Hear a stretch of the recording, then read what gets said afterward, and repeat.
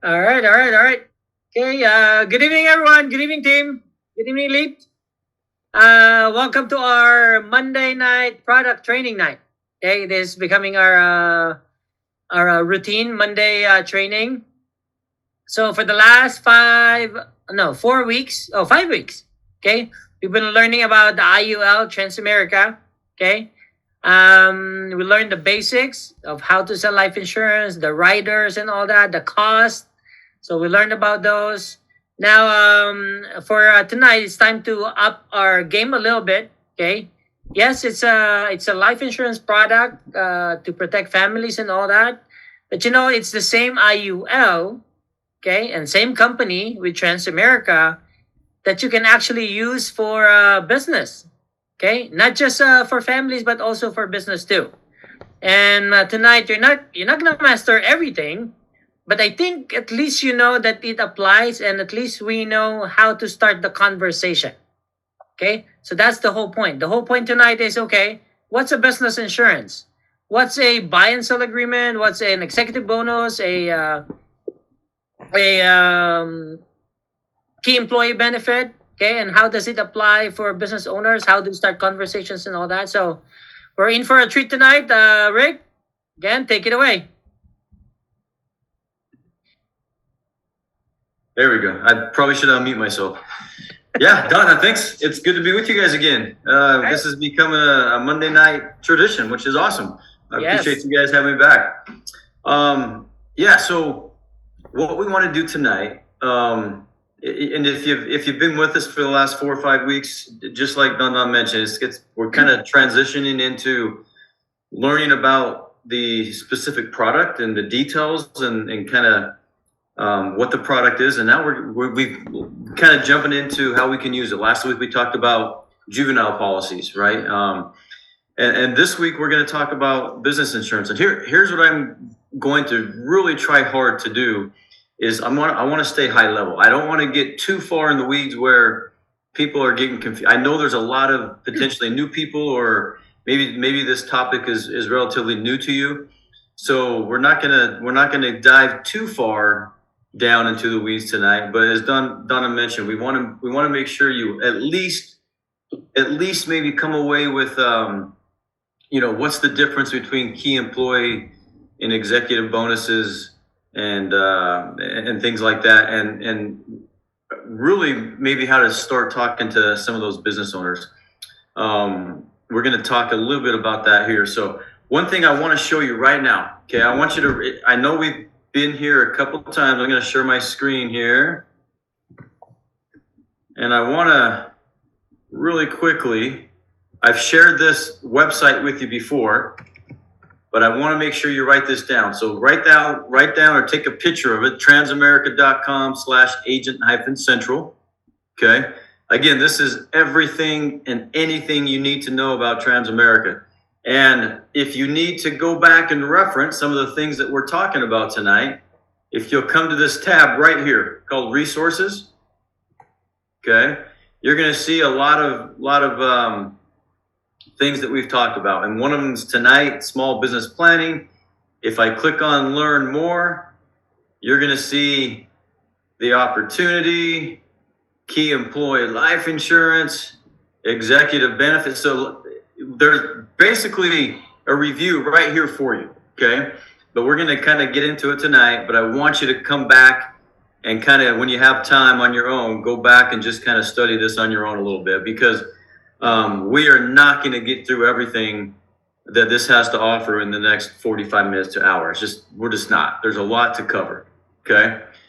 But this is a really good spot to go back to on your own time. All right, we're going to dive in to business planning using life insurance.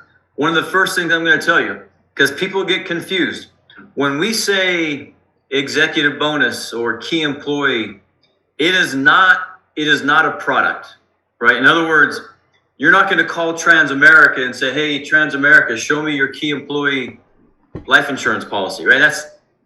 It's simply a strategy that we use using life insurance. So we're still going to be using the the FFIUL or the term LB, those are the same products we're going to use. We're just using them inside of a strategy, whether it be key employee, buy-sell agreements, executive bonuses. Okay, so we'll talk more about that.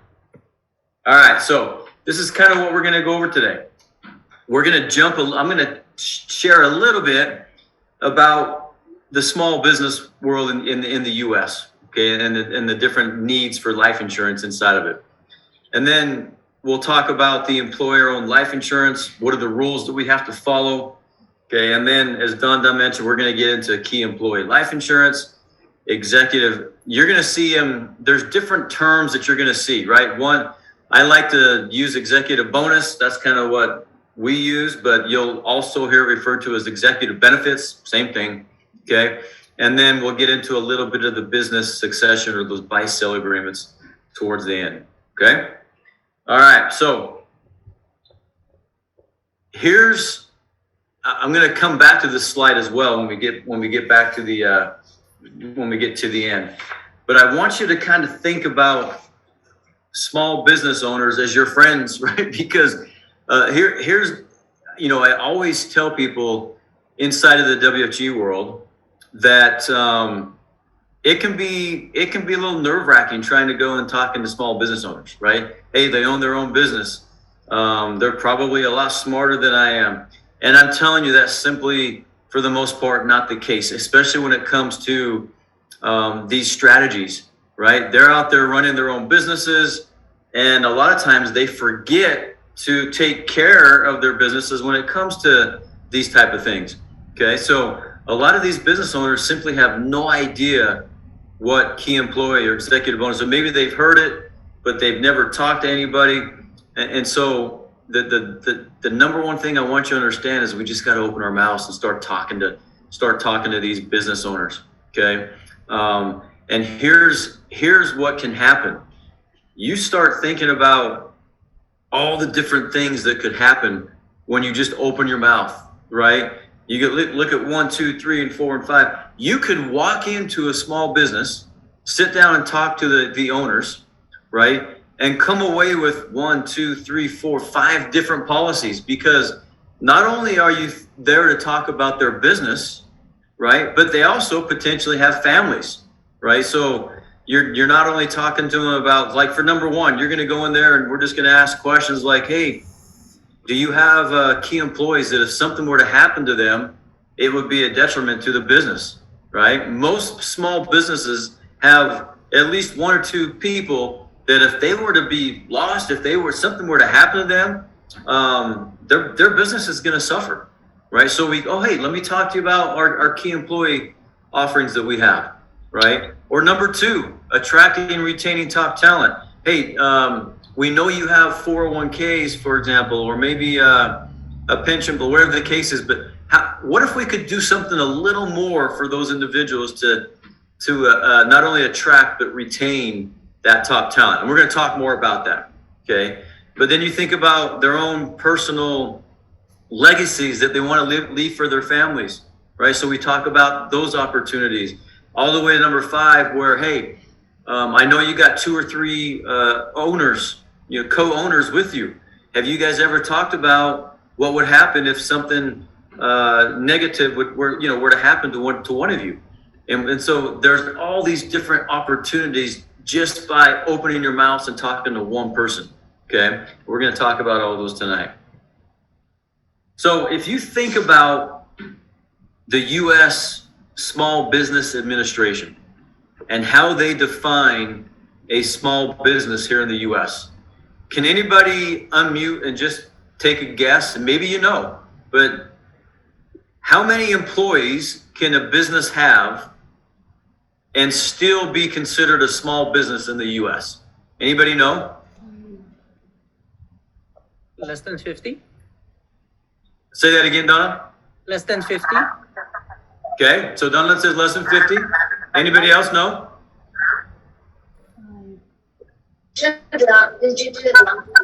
Two. Okay, I didn't know what Sherry said, but here. So Donna, it's actually a little more than that. Okay, so in the U.S., If a business has 500 employees or less, they are still considered a small business in the US. Okay. Now, this threshold varies around the world. Okay. For example, in Europe, it's what Don said. It's 50 employees or less in Europe. If you go to Australia, it's 10. It's only 10 employees to be considered a small business. Okay. But regardless of where you are in the world, small businesses have always been the backbone of our macro economy. Okay. Whether you have one employee or 500 employees, there are these business strategies that have to be considered and need to be used by these business owners. Okay. You look at the stat there, 99.9% of businesses in the US are comprised of 31.7 million small businesses, which accounts for almost 50%, 47.1% of the private workforce, all the employees in the country. Okay, that's kind of crazy to think about. Now, the financial cost to a business owner, if I own my own business, there's a lot of cost to that, right? When you talk about hiring new employees, the cost can be super staggering when you stop and think about it. And you see some of these numbers. You look at this Gallup study that we did, discovered that 51% of US employees are actively looking for a new job, right? Most of us have had a real job, right? We've all had a 9-to-5 job. And most of us have been in that position where, man, I don't really like this job. I'm constantly looking for something else, right? That is how most employees are, right? They are constantly looking for new jobs. And that right there is a big cost to employers out there, okay? And you can see there, Forbes indicates that 1 trillion annually is lost by US businesses due to employee turnover, okay? And losing an employee can cost up to 213% of that salary for a highly trained position. Okay, so what can we do about that, right? To help attract and retain long-term employees, it is essential that we help these business owners help their employees or help them offer these benefits and perks that we're going to talk about tonight. Okay, healthcare, retirement plans, they've all become the norm in employee benefit packages, but what if we could do something just a little bit more to add on to that to really help retain those key employees? Okay, so just a few more stats and we're going to get into this. So if you think about the reality when it comes to inadequate planning, okay, without adequate planning, a business that took years to build can be quickly lost, okay? And the goal of really passing on a business to future generations could become a nightmare if an owner dies or one of the owner dies and the family doesn't have those funds in place to continue that legacy of the business, okay? Really dashing the hopes of leaving that to future generations. You look at some of the stats here, right? 80 to 90% of the world's businesses are family owned, okay? And then some of these just become kind of crazy to think about. You look at the third bullet point there, okay? 30% of family owned businesses exist beyond the founder's life. Only 12% survive through the third generation, okay? So these statistics really show how difficult it can be for a family business to survive through multiple generations. And so to help protect the business, we got to start thinking about a solid continuity strategy that should be put in place before a catastrophic event takes place, okay? So life insurance can really play a critical role in succession planning, right? To ensure that money is going to be available to that surviving family, to the surviving family of the member that passed away. Okay, we're going to dive into these details here in a second. But first, let's talk about what we call employer-owned life insurance. Okay, you're going to hear it referred to as EOLI.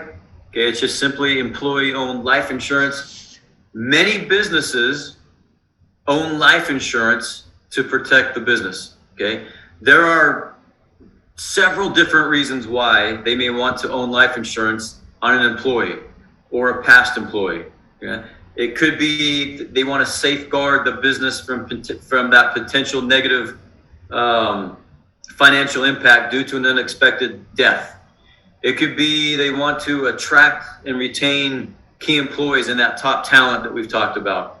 Regardless of the regardless of the business need for that life insurance, there are requirements that need to be met. Okay, for disclosure, for consent, and even reporting. Okay, and so failure, if we fail to abide by these requirements, it can result in that death benefit or those death benefit proceeds being taxable to the employer. Okay, so EOLI is simply a life insurance policy that is owned by the business on the life of a current employee, where the business is the beneficiary. We're gonna dive into that. Okay, but here again, I don't want to get too far in the weeds. This is probably about as far as we're going to get into the weeds. But I just want you to understand that when we talk about employer-owned life insurance, there are a couple rules that we have to follow. Okay. The first thing I want to show you here is the very top where it says IRC section 101J. Okay. Just think of that as another word for employer-owned life. This is kind of the tax code. Okay. And so if you ever hear anybody talk about IRC 101J, it is talking about these rules that we have to follow. Okay. And the one that I want you to write down, okay, and the one that I want you to understand the most is really the third bullet point. Okay. There are requirements for notice to and consent from the insured employee must be met prior to the issuance of the life insurance policy. In other words, I can't just write a life insurance policy. If I own the business and Don Don's one of my employees, and I want to write a life insurance policy on Don Don, I have to let him know, right? I can't just write a life insurance on Don Don without him knowing. Okay, it makes sense, but the reason these rules were put in place is because that used to happen. Several years ago, there were businesses that would simply go put life insurance policies on their employees without them knowing. Okay, so these rules came to be because of that. Okay, so you see there, look at the kind of the 3 bullet points inside of the third bullet point there. The employee is notified in writing of the intent to insure their life. Okay, that's number 1. The second thing is the notice contains the maximum face amount. What are you going to insure? How much are you going to insure that employee for? Is it 500,000? Is it $1 million? The employee has to know that. Okay, and then the third thing that the employee has to know is that the employer will be directly or indirectly the beneficiary. Okay, the business is the beneficiary. So when we talk about key employee life insurance, in fact, let's just move on to that right now. When we talk about key employee life insurance, if you think about businesses, essentially all businesses rely on employees for the success of their business. Okay. Some employees are going to provide a much more critical role to contributing to the ongoing financial success of the business than others. We've all been there. We've all probably been sitting in an office and think to ourselves, man, what does Joe do all day? He doesn't do much, right? I'm much more of a asset to this company than Joe is. We've all probably been there. So think about those key employees. There are a lot of key employees out there that contribute to the ongoing financial success of the business. Okay. And the loss of one of these key employees could be really detrimental to the business's continuation. Okay. And so to help protect against the loss of one of these key employees' contributions and expertise, a business can purchase insurance, okay, on that key employee's life. This is a form of EOLI. Okay. So key employee is a form of employer-owned life insurance, and they are subject to those IRC 101J rules, those three things we talked about. Okay, so when you do a key employee life insurance, you have to let the employee know. They have to sign that they understand that the business is writing that insurance policy on them.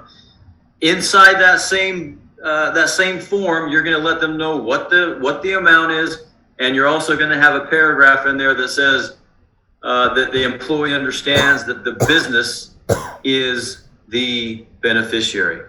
Okay.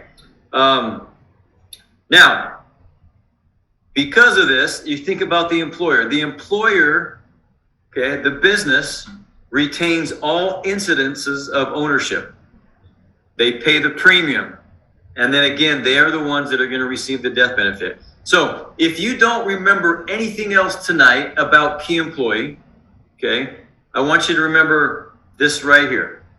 The employer, the business, okay, they are the ones that own the policy. They're the ones that pay the premiums, and they are the ones that ultimately will receive the death benefit. Okay, they're the beneficiary. A lot of people get confused when someone new to the business hears key employee, they think, oh, let's go take care of our key employees. Key employee life insurance does not benefit the employee at all. Okay, it is 100% protecting the business. So that's the one thing I want you to understand about key employee life insurance. Protects the business, has nothing really to do with the employee, other than the employee signs away saying that they understand that the business is going to put a life insurance policy on them. Okay, all right. Let's kind of give you a little more details into the key employee. So again, this is a business planning strategy, which allows the business to hedge against that premature loss of a key employee.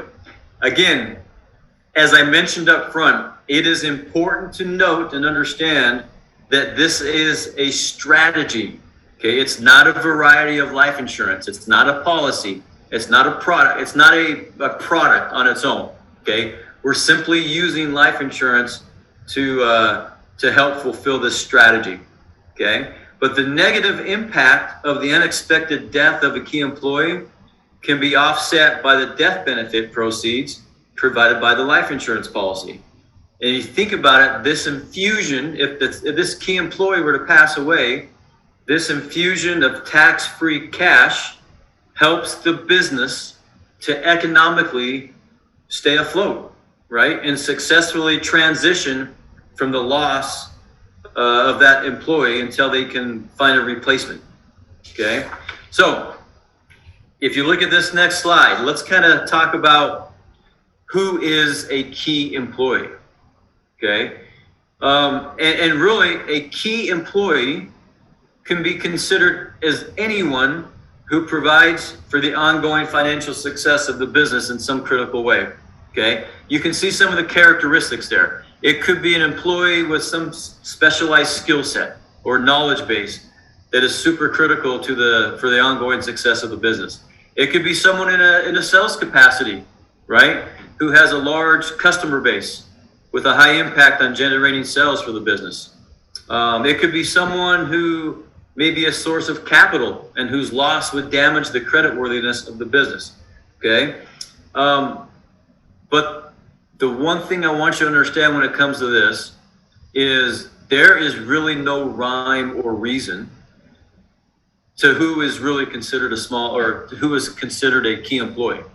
In other words, there's no rules that suggest that the employee has to make over $100,000 a year to be considered a key employee, or has to have a manager or director title to be considered a key employee. There's nothing like that. Okay, at the end of the day, it is going to be up to the small business owner themselves to let us know who their key employees are.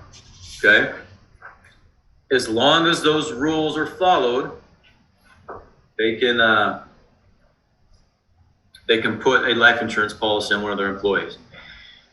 All right, so let's kind of give you an example of different methods on how you determine how much you're going to put on a key employee, how much life insurance.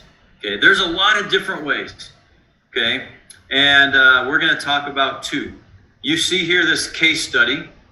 This one right here is considered a replacement cost method. Again, there's a lot of different ways you could do this. In other words, again, we want to put life insurance on a key employee.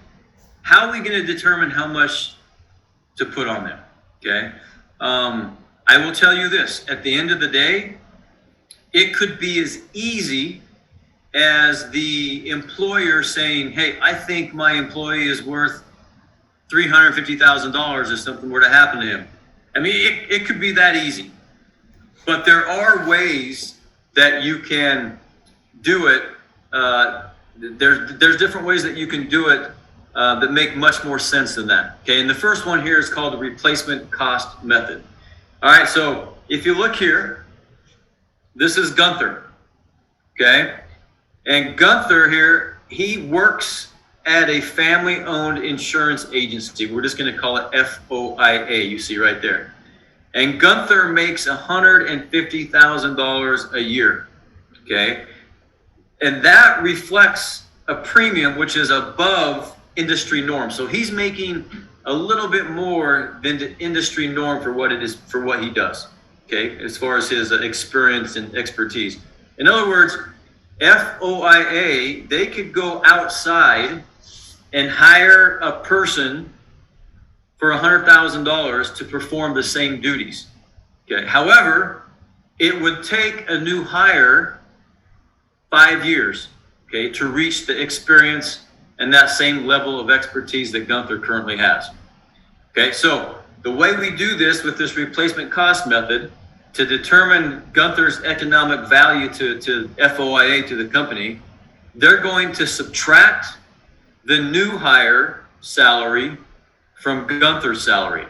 Okay, so the $100,000 subtracted from the $150,000, okay, that gives us $50,000, and then they times it by the number of years it's going to take to get him caught up to speed with what Gunther was doing. And they determined that was going to be 5 years. So this the simple math right here: 150,000 minus 100,000 equals the 50,000 times the 5 years. So they said that they're going to need a life insurance policy of $250,000 on Gunther if something were to happen to him. Okay, that is one method of doing it, and it's what we call the replacement cost method. Okay, I'm just going to go over one more real quick. This is what we call the contributions to earnings method. I usually see this when there's maybe a key employee who's in a sales capacity. Okay, and this is what the example is here. So this is Tammy. She also works at FOIA, and she has for her whole career. In fact, she was the first hire of FOIA. So she's been with them since inception. Tammy, she plans to retire in 10 years. Okay, and she has always been the top salesperson in the company. So think about it. If top salesperson, she's out there creating all these sales, and if something were to happen to her, there could be some detriment to the company. Okay, so anyway, at the next board of directors meetings, they discuss what Tammy's over contributions would mean to the company if she were to prematurely pass away. Okay, and the board estimates that her death would cause an average annual loss of $50,000. So the board of directors, they decide to apply for a key person life insurance policy.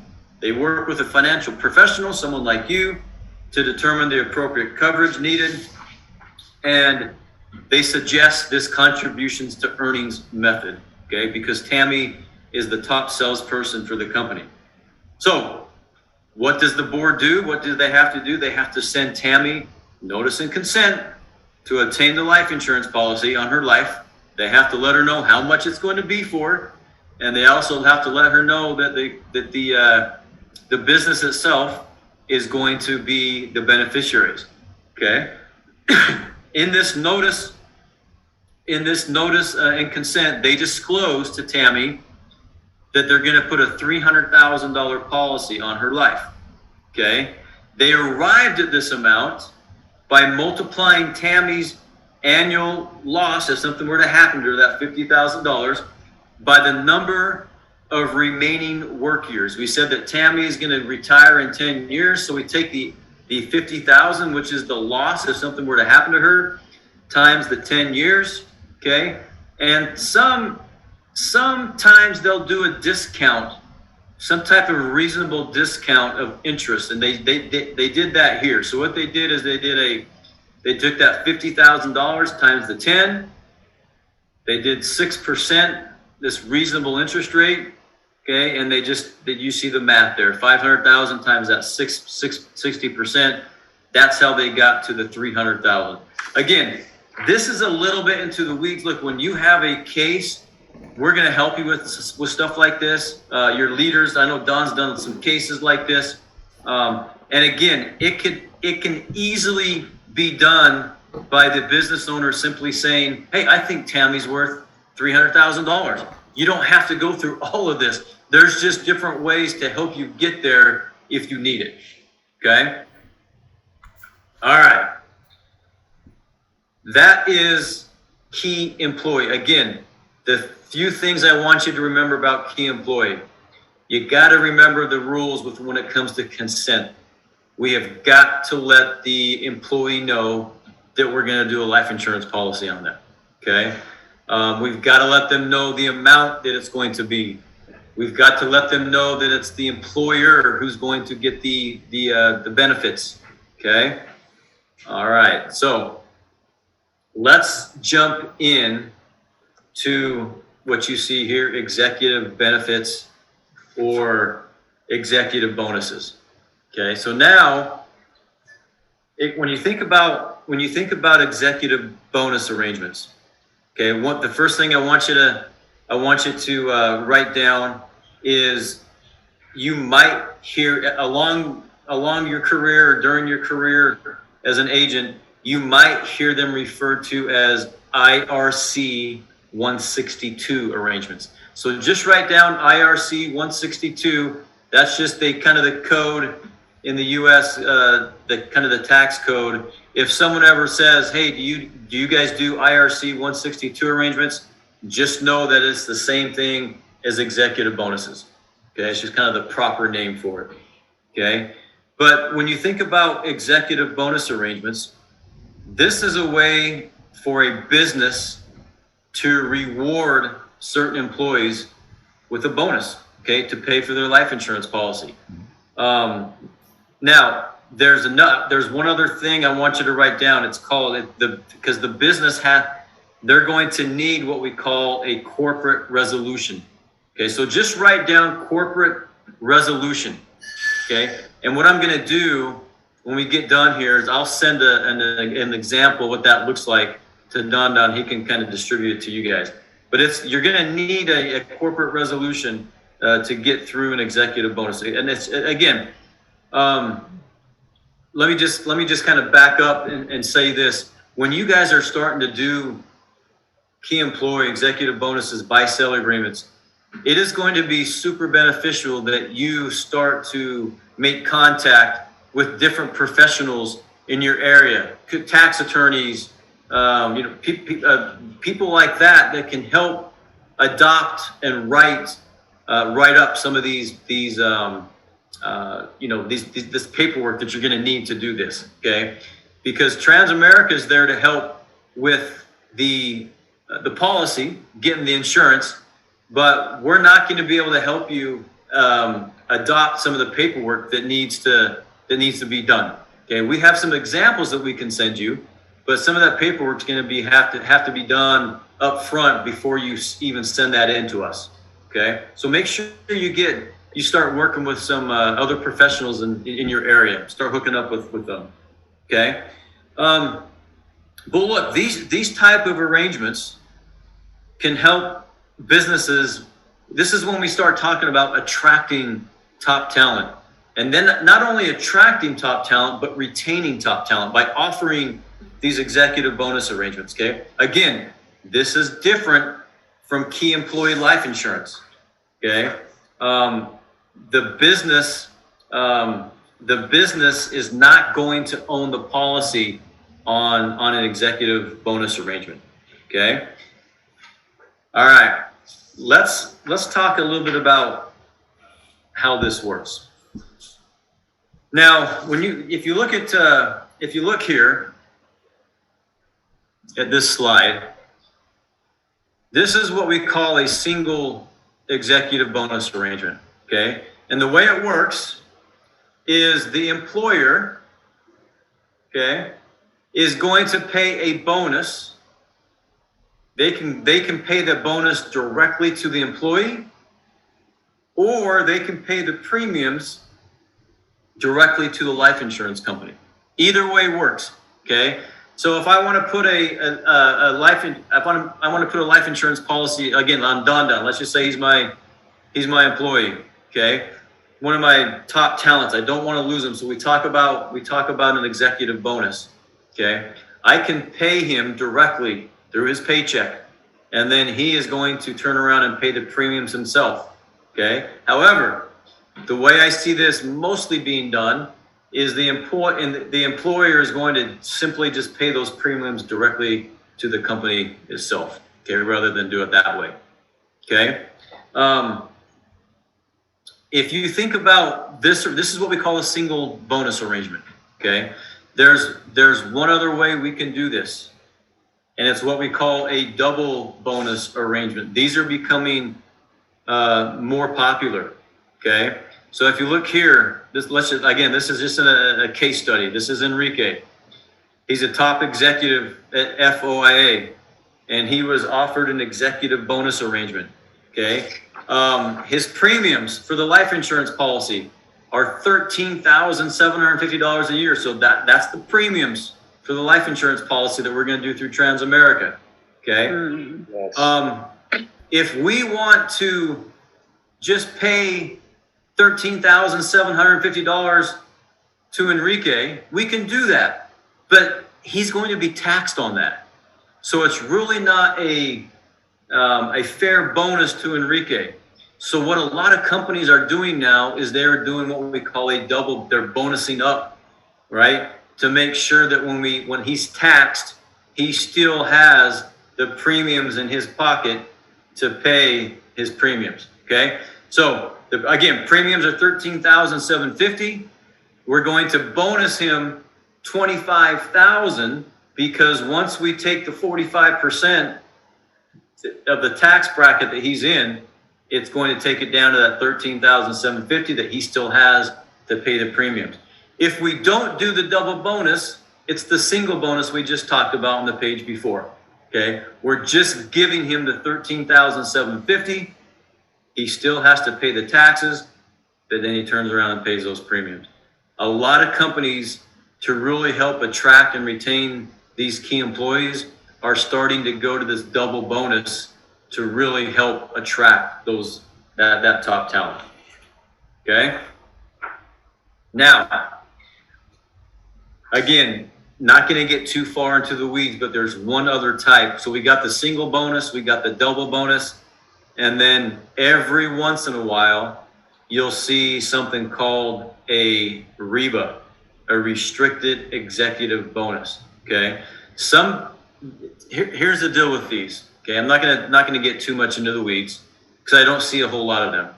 But some businesses may want to maintain a little more control over the executive bonus arrangement that they've entered into with the employee. Okay.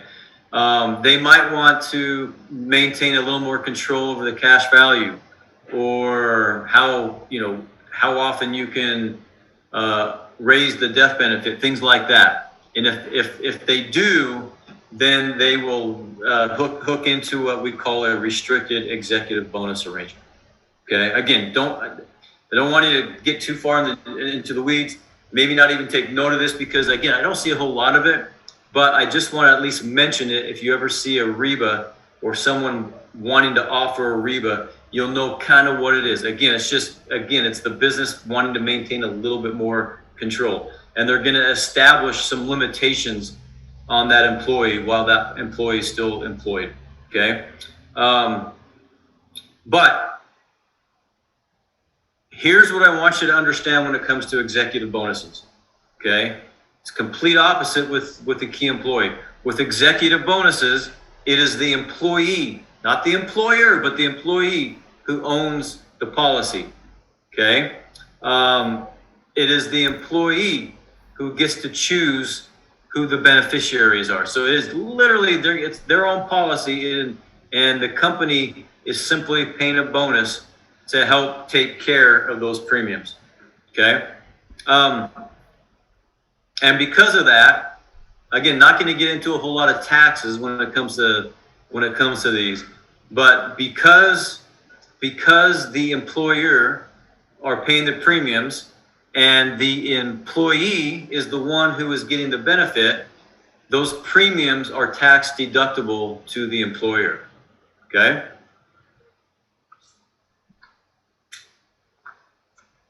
All right. Let's get into what we call business succession planning.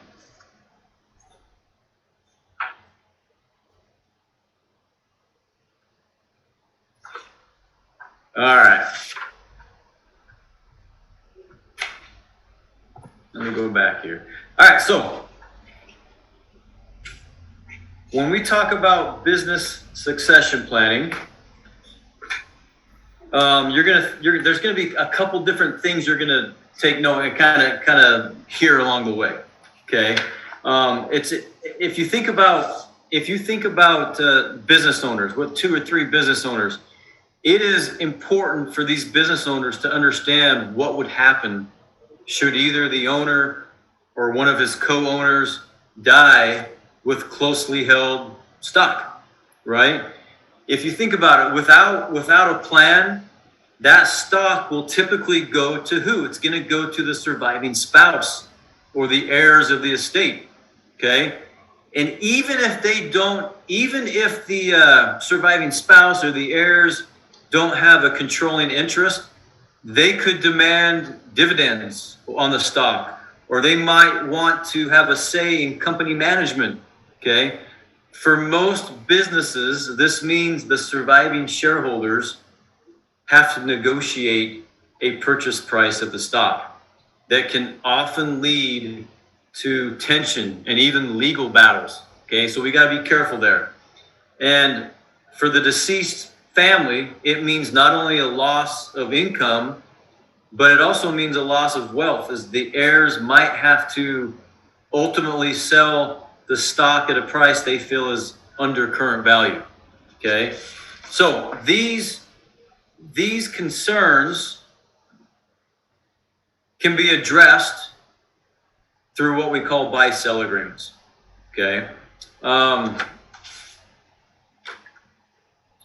When you think about a buy-sell agreement, it is simply a plan that is put in place to provide for a smooth transition of control and ownership by outlining the terms of purchase of the deceased owner's shares.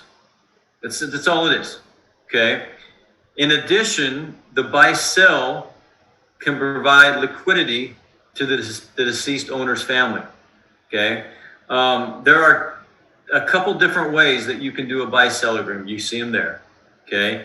You can use what we call a cross-purchase plan, okay? You can use what we call a stock redemption plan. We're going to talk about these.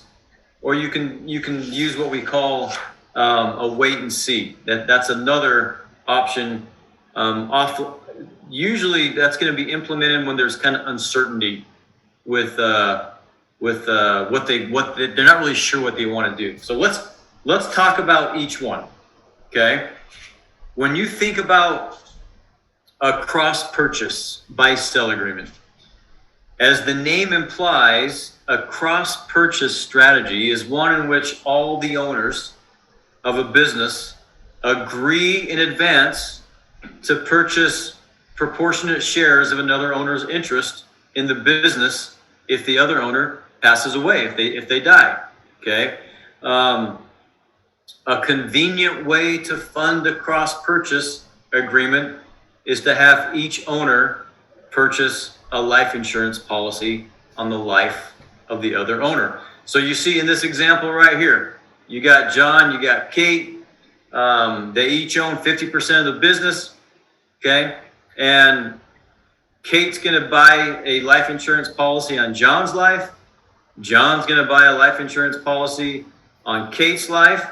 That way, if one of them passes away, that benefit's going to go to the surviving owner, and they're able to purchase those shares from the family to take control over the business. Okay. One of the drawbacks that business owners need to be aware of when considering this cross purchase form, okay, is that it's probably not going to be ideal for businesses with a large number of owners. Okay, usually you're going to see a cross purchase agreement when there's 2 or 3 owners, okay, in the picture. The reason for that, if you think about it, what we're doing with the cross purchase agreement is every owner is purchasing a policy on every other owner. So think about it. Let's just say you had 5 owners in the business, right? You could have 25 or 30 different policies being purchased. And if you do that, it could be just kind of a nightmare trying to figure all that out.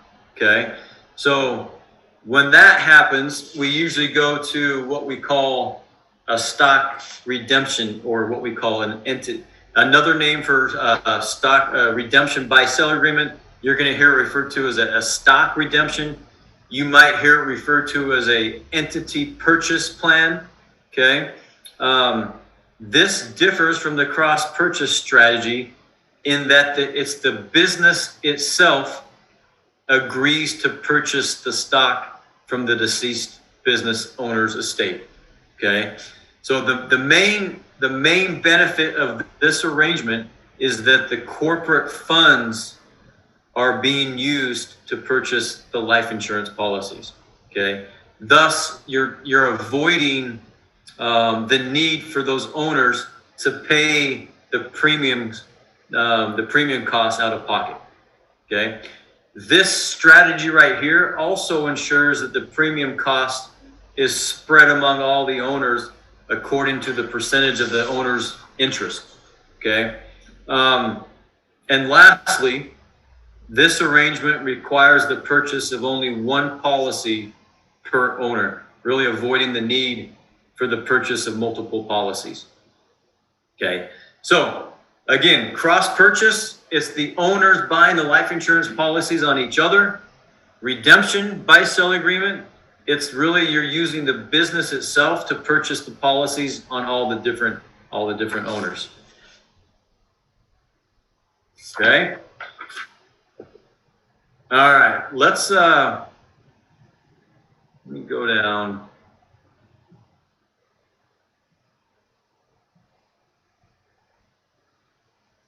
So if you think about the role of life insurance, right, and how this kind of applies to what we're doing here, setting up a buy sell life insurance agreement is really the great first step.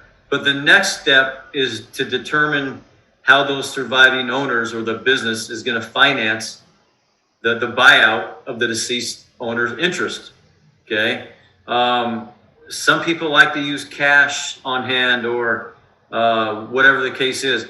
But obviously the best way is to put a life insurance policy on the other owners.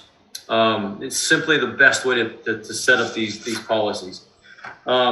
If you think about, let me get back in here. Let's skip through this just because of time here. When you think about business evaluations, okay?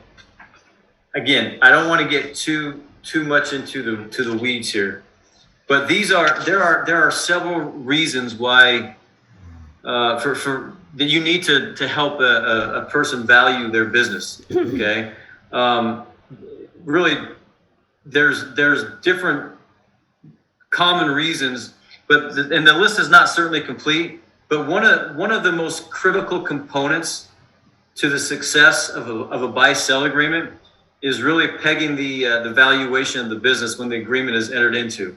Okay, and a business valuation is really going to make it possible to determine the value of the deceased owner's interest when that time comes. Look, there are when it comes to determining the value of a business, you can see there's look on the left hand side here. There's a few different ways you can do it yourself. I would not suggest that. There's all kinds of different software calculators that can help with that. But I'm telling you, the best way to really evaluate someone's business is to get a third party involved to do it right. Hire a CPA, professional third party business valuation firm. They're out there. You need to partner up with these companies to give your clients the best valuation. And then, so now that we've talked through this a little bit, we've talked through key employee, we've talked through executive bonuses, and we've talked through business succession planning. Now you can kind of think about when you go into a small business, think about that, right? Think about all the different questions that you can ask, and maybe coming out of there with 2 or 3 or 4 different policies. Key employee, let's retain their top talent. 2 or 3 different business owners, are they prepared if something were to happen to one of them? Let's talk about that succession planning. Oh, by the way, right? These people probably have families. Are their families taken care of? Let's make sure we're leaving a legacy for their families if something were to happen to them. Okay. So again, going in talking about small business, but we're coming out talking about their families as well. You potentially coming out with 2, 3, 4, 5 different policies in one swoop. Okay. So I know we're short on time. I talked to you about some of the resources. The best advice I have is there's this as well, this Transamerica Advanced Markets. But the absolute best place to kind of go back through what we've talked about and just kind of learn it on your own is the Transamerica Agent Central website that I took you to first. Okay. Look, again, I know it's a lot. I went through a lot tonight, and some of you might be scratching your head thinking I'm a little lost right now. I can tell you that that's okay, because these things can be difficult. The best advice I have is, if you have an opportunity to talk to a small business, make sure you get your leaders involved. Dons and the SMDs, your trainers, whatever the case is. But then know that we're here to help as well. Okay. And I'm telling you, I don't know all the answers. I have to sometimes go to our advanced marketing team to get some of the answers, because we can't talk tax advice. So, there's a lot of, when you start talking about, is this an S corporation, or is this a C corp, whatever the case is, a lot of those questions come up that we have to go to our advanced marketing team for. So don't feel like, if you're feeling kind of lost, if you're feeling like, man, I don't understand some of this, perfectly normal. Just know that it is perfectly normal to feel kind of lost when we talk about this. This is more of a advanced topic, but important to understand, because undoubtedly at some point you're going to start talking to people that own their own business. And why not start asking some of those important questions? Hey, do you have a key employee that if something were to happen to them, your business would suffer? I got something for you, right? Or do you have that top talent you're afraid of losing? I got something for you. Let's talk about that. Or do you have, I know you. I know you have another owner in the business.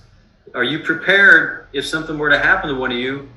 How are you going to pass that along? So there's a lot of good questions, a lot of good stuff, but don't feel overwhelmed. It's going to come as you have more time in the business and learn about this. Okay. So Don, I'll turn it back over to you. We got maybe a couple minutes, I think, for questions. All right. Thank you, Rick. I know some of you have a question. Let's do maybe 2 or 3 questions. No question. Go ahead, No. Jay. No, I think somebody typed in a question earlier if an employee resigned or something. I think someone, I just saw it popped out earlier. I don't know if he's If or when the employee stops okay, working at the company, can he keep the insurance? Okay, so good question. So let's go back to the key employee first. Okay, when a business writes a policy on a key employee, okay, it is 100% within their right. Because remember, who is going to get the benefit if the key employee passes away? It's the business on the key employee, Okay. right? So let's just use the example of Don. Don, my key employee, and he, after 10 years, I put a $500,000 policy on him, and 10 years after, he leaves the company and goes somewhere else. It is perfectly within my right as the small business owner to keep that policy on Don. Even though he leaves, I could still pay those premiums and collect the death benefit 10 years down the road after Don leaves, okay? So that is key employee, okay? As long as the business keeps paying the premiums, they have every right to collect on that death benefit if something happens to Don down the road, all right? They don't need to. They could simply quit, if Don leaves, I could quit paying the premiums. Everything just kind of ends right there. Okay. When it comes to executive bonuses, okay, if the employee leaves, the only way they can keep that policy is if they now turn around and start paying those premiums. They would have to take over, because again, remember, an executive bonus, it's the company paying the premiums, but it's the employee who's receiving the cash value and who is receiving the death benefit at the end of the day. Their family, right? So if they were to leave with an executive bonus, they can leave, they can keep the policy, but they would have to obviously take over the premiums at that point. The company's not, they're not going to keep paying those premiums. Okay. Okay. Good. That's a good question. It always comes up. Thank you, Rick. Sherry, go ahead. I have 2 questions, Rick, particularly for the executive bonus arrangements. So for the executive bonus, can it be any type of life insurance like IUL, term, or does it have to be? So it can be different. Yeah, that's a good question. Yeah, again, it doesn't matter. Again, it's not it's simply a strategy. So we're fulfilling this executive bonus arrangement or this strategy with life insurance. And you can use term, you could use our term LB, you could use the IUL, you could even use a whole life if you wanted to. Okay. It just depends. But that's another good question, Sherry, that always comes up. But yeah, any type of life insurance you can use for this strategy. Okay. And then another question, same thing on the executive bonus.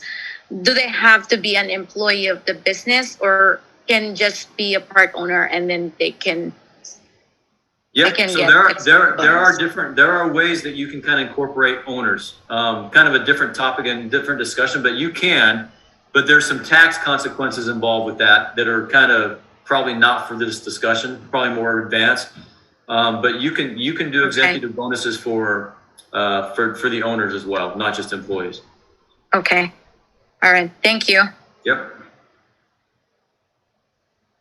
Rick, I have a question. Hi, Laura. Yes, for a sole proprietorship business that has been structured as an LLC, So, what would be the requirements for the employer on and for the employee as far as tax filing is concerned? Okay, so here's what I'm going to tell you, Laura. Because as much as I want to get into this, and I probably could a little bit, we have been really warned from our superiors that I'm not a tax. I cannot talk to you about tax advice. That's when I really encourage you to get those tax advisors in your corner that you guys can use. If you want to jump on a call with one of our advanced marketing guys, they, I think, are able to talk more about it than I am. But we've gotten in trouble a little bit by trying to go too deep into the tax advice when it comes to this type of stuff. So I'm going to stay away from that question if you don't mind. Oh, no problem. No worries. Thank you. Okay. And here's what I will tell you, Laura. If you go to the Agent Central website that I referred to in the very beginning. In fact, if some of you were not, let me just pull it up one more time in case some of you missed it. It's right here. So if you go to, I'm just going to pull it up from the beginning. If you go to Agent Central, Rick, we get one more time. I sent them a link for this. So once Yes. they click that link, they can see this. Yeah, don't send it to our group already. Yeah, if someone wants to take a copy, just put it in the chat. But again, if you go there, and then you go to resources, and you come back down here to the here's the advanced market section. And again, one of them talks about small businesses. If you click on here, you're going to see where if you keep scrolling down, it's going to start talking about some of the tax advice right here. So like right here, taxation on employer-owned life insurance. So you can come there, and I think it will kind of get into that on this website right here. All right. Thank you, Rick. Yep. Okay. All right. I know you guys have a lot more questions, but we want to respect Rick's time. It's already 3 past the hour. And yeah, definitely for those questions that you ask, that's why we always have disclosures. Remember, whenever we sit down with our clients, we always tell them we're not tax preparers, we're not CPAs, and we're not lawyers. So we don't give those advice. And what I usually do is whenever I sit down with business owners like this, I encourage them to have a conference call or a Zoom meeting or maybe an in-person meeting with their accountant and kind of verify that because it's usually their accountant who's going to prepare all this, and they usually give the advice to them. And we have a lot of this executive plans that we put in place, and accountants usually verify and validate whatever we ask them or we recommend to them. Okay. So again, always put a disclosure there. Again, the idea of this training, this is advanced training. Remember, after you get your license, the very first policy that you wrote, okay, your IUL policy, or very first IUL policy. Remember how hard that was, okay? But after 10 or 20 accounts, it gets a lot easier. Okay, so this is the same thing. You gotta write your first account. Okay, but what I mean by you're gonna write your first account, that means you're gonna start the conversation, but you're gonna bring trainers, or use the Transamerica's resources, like what Rick was saying. As long as you start a conversation, have a meeting with them, bring all your leaders and trainers, and then we go from there. And maybe after they close, then ask to write those account, and that's the easiest way. At least for me, that's the easiest way that I learned about that. When I want to learn this executive plans so bad, I wrote my wife's account as an executive plan, and by doing that, I went to a lot of mistakes, and that's how I learned. Okay. So if you haven't written any business account yet, the goal of this training again is just to let you know that this is not the IULs are not just for individuals, we can use it as not as a product but a strategy for those like what Rick said, for those business owners. Okay, so again, do your join on share, do your very first account, and I can almost guarantee you it'll be a lot easier for your next account. Okay. And real quick, Don, Go ahead. I see Dan's question. I didn't think I answered Dan's question. He asked who can do a rebate. It's really up to the company. When they start doing a executive bonus, they're the ones that are going to determine whether it's a single, double, or a rebate. So it's really the company. Any company can do it. Dan is the answer to that. They're the ones that are going to decide what type of what type of executive bonus it is. And then his other question was, as an owner for key person, can the employer use the cash value? And the answer to that is absolutely yes. If it's a permanent life insurance policy that's going to accumulate cash value, they're the owners of the policy, so they can use that cash value how they see fit. Absolutely. Mm-hmm. Rick, maybe one last question, because this was brought up in one of our leadership meeting, and then a guy told me from Canada. I don't know if that's true. A whole life policy, if Transamerica is offering that you can actually use the whole life policy, and after paying the same the premium the first year, you can actually pull it out as a loan, 100%, and still making money. Is that Transamerica have that in Canada? Donna, not that I can check, but not that I'm aware of. Yeah. Yeah, I don't know about that. I've never heard that. So I would say no, just because I've never heard that. Okay, that's the infinite banking concept, and one of the agents in one of the leaders in Canada. Yeah, and look, hopefully you guys. The one thing I will say about the infinite banking or be your own bank concept is just be careful. Just be super careful with what. And you guys have probably seen WFG. I mean, WFG's come out and said they don't want you guys doing these bank concepts. So just be careful with that. If you do use it, just make sure that your clients really understand how those things work, because they can get in trouble if they don't understand that. Yeah. Yeah. Okay. All right. I guess that's all, Rick, for tonight. So thanks again. And let me just summarize. This how I understood it the first time is that if it's executive bonus, it benefits the employee, and if it's a key employee, it benefits the business. The payer is always the business. That's what I explained. But the benefit, it depends on if it's executive bonus or key employee.